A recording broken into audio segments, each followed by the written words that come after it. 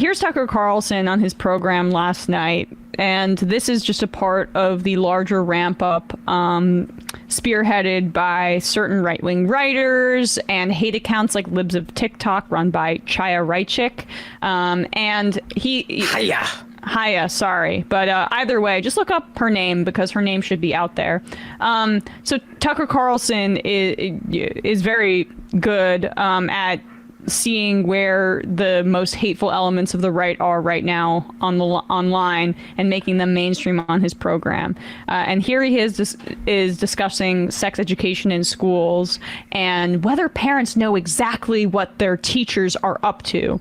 And in this clip, he accuses teachers who are teaching sex ed courses of sexualizing children, mainstreaming this growing movement on the right on his program, which is one of the highest cable news programs in the country, directing hate and ire at teachers, some of the greatest heroes in our country. What exactly are teachers talking to my kids about? What's a human sexuality lecture look like in my sixth graders class? Why don't you tell me? Speak slowly so I can take notes. The reality of all this behind the euphemism is horrifying. It's sexualizing children.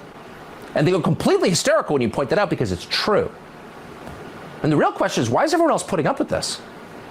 In a healthy country with an intact social fabric, neighborhood dads would mete out instant justice to anyone who even thought about sexualizing their kids. And if you doubt that, go ahead and try it in Bulgaria or South Africa or the Solomon Islands. Good luck. What? Bastions of Freedom Bulgaria. People won't put up with it because the instinct to protect your children is the deepest of all human instincts, and it has to be. Of course, it has to be. But it's been all but eliminated in the West. Parents in this country and in Canada are far more passive. Why? Because they haven't recognized this phenomenon for what it is. They believe it's some kind of political movement, somehow related to the liberation struggle for trans rights, and therefore something you're not allowed to complain about or you're a bigot, and all the moms think you're bad.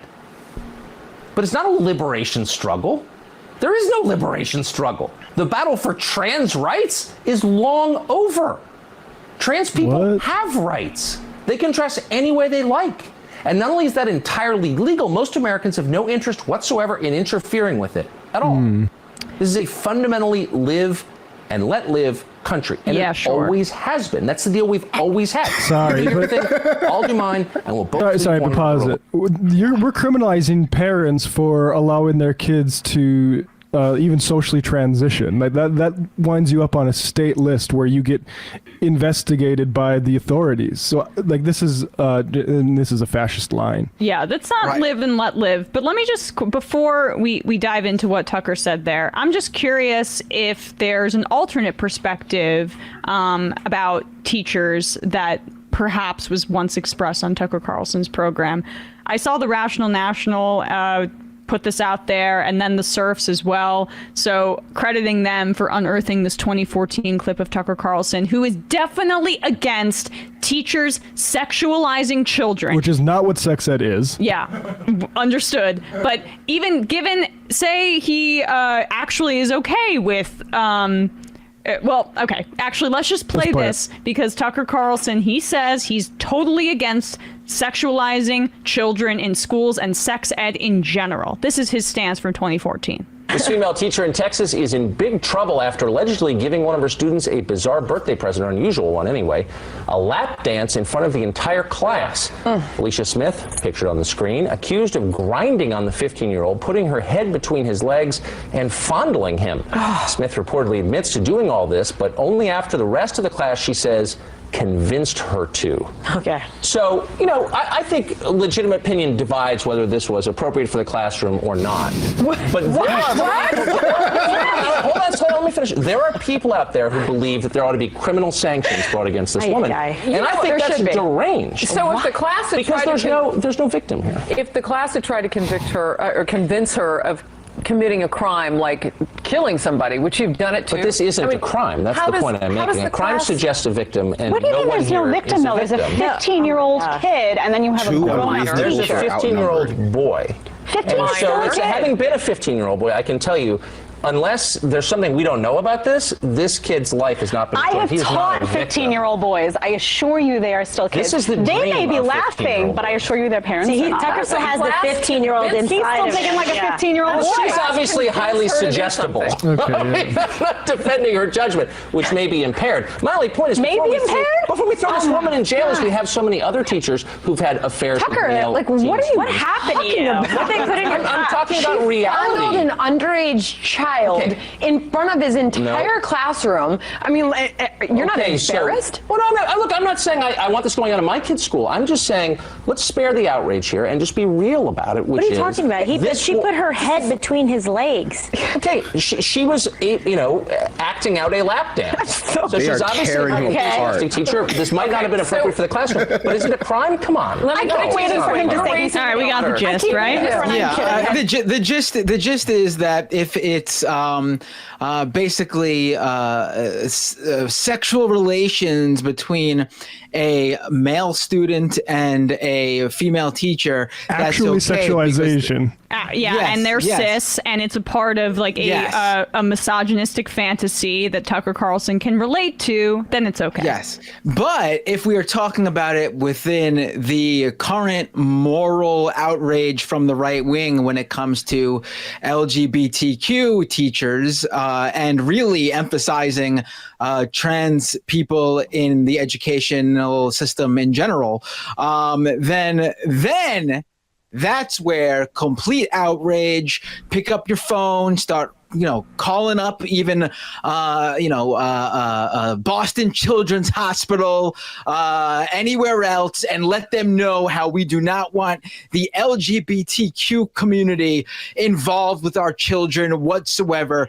Because what if they did what this female cis teacher did to that male cis student in 2014 does? Then of course we'll have a real problem on our hands, according to Tucker Carlson.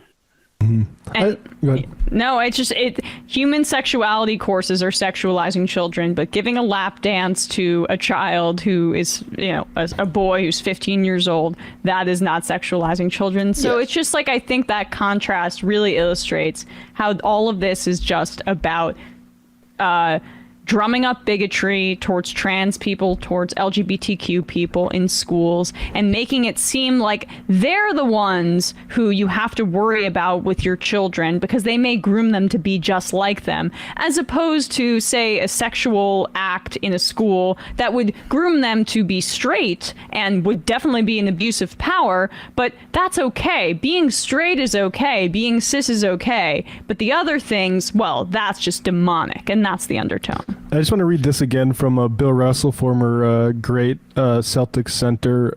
He wrote this in his memoir in 1979, so 43 years ago. In a similar vein, I worry when I hear people crusading in the name of their kids. The most explosive social issues in recent years, such as abortion, pornography, and busing, have been debated according to their impact on kids, or at least what people claim will be their impact on kids. I can handle pornography myself, you'll hear the parents say, but I don't want my kid exposed to it. That's the voice of someone who is about to attack somebody else's freedom. People have persecuted homosexuals for eons. Again, this was written in 1979. In the name of God and kids, homosexuals, it is claimed, are vampires who replenish their ranks by preying on youth. Quote, we have to protect our children is the cry, but homosexuals are our children, and we should treat them as so. As adults, they deserve the full respect given to heterosexuals. I have my own fears and insecurities about sex, but I don't think it's my right to impose them on the world or to hide them from my children. I have too much respect for them to do so.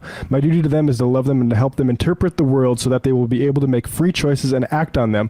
I worry a great deal about my children, but the best medicine for those worries is their strength and independence, not in their ignorance. And that not in their ignorance, that's exactly what Tucker Carlson, Tulsi Gabbard, anybody else supporting this bullshit, they want imposed ignorance for kids, which actually will make them more of at risk for being preyed on by sexual predators.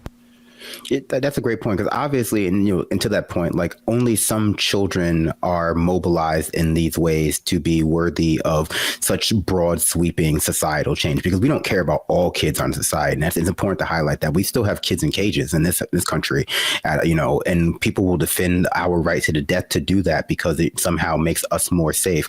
But this is about the right of, you'd say a certain subsect of usually white, cis hetero couple, suburban Christian, to weaponize their kids in order to maintain the cultural hegemony that benefits largely the wealthy. And they act as this sort of like, barrier against the left going against them because, well, yeah, if we upset the apple cart, look at all of these nuclear families that are going to somehow be suffering out in the suburbs. And isn't that what America is really about? A series of, basically a pyramid scheme where like the second highest layer are suburban parents who we're supposed to be sacrificing not just ourselves, but our kids for, in order to ensure that like those like proper kids get their, what they need to grow up. And at the end of the day, we can only point out that this is more about the anxieties of their parents, because just statistically speaking, scientifically speaking, some of those kids are gay. And so it can't be about them.